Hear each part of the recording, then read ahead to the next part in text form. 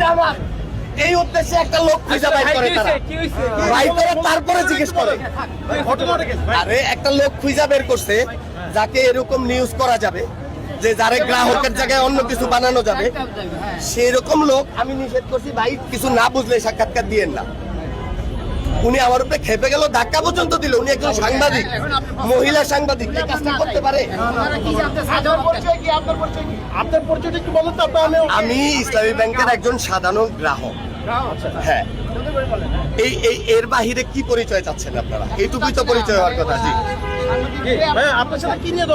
কিছুই না, শুধুমাত্র ওনারা একজন মানুষকে কিছু ব্যাপারে জিজ্ঞেস করতে দাঁড় করাইছে।